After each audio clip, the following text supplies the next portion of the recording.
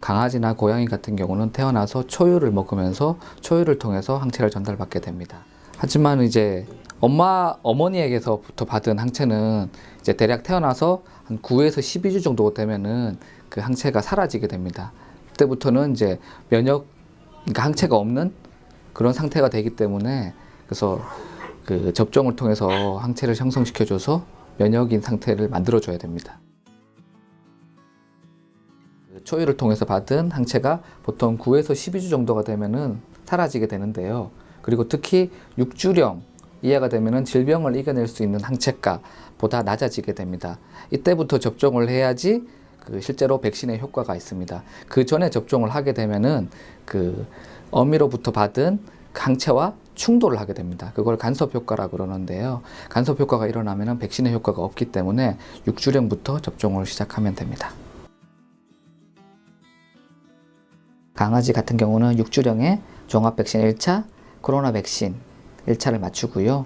그리고 강아지 같은 경우는 이제 2주에서 3주 단위로 한 번씩 맞추는 게 좋은데 2주 단위로 맞추는 게 가장 좋기 때문에 8주령에 내원하셔서는 종합 백신 2차, 코로나 백신 2차, 그리고 10주령에 오셔서는 종합 백신 3차, 그리고 캔넬코프라고 하는 전염성 기관지염 백신 1차를 맞추고요. 그 다음에 2주 후인 12주 차에는 종합 백신 4차, 그 다음에 캔넬코프 2차를 맞추게 됩니다. 그리고 14주령에는 종합 백신 5차, 그리고 인플루엔자 1차를 맞추게 됩니다. 그리고 16주령에는 광견병과 인플루엔자 2차 접종을 하게 되며 이때 함께 항체가 검사를 진행하는 경우가 많습니다.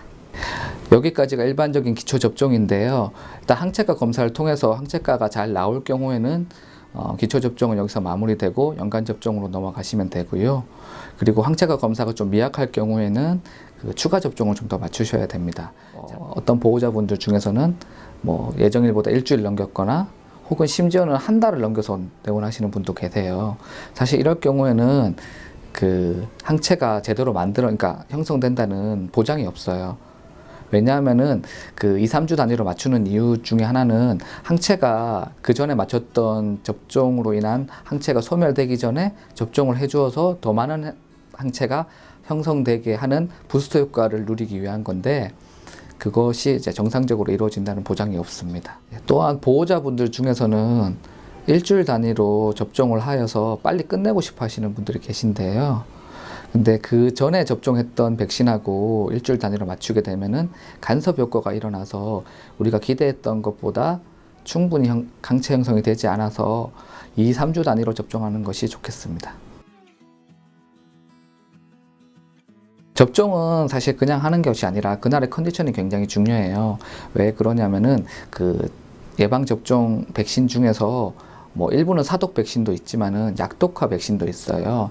약독화 백신은 뭐냐면 항원을 약하게 해가지고 몸속에 집어넣는 거예요.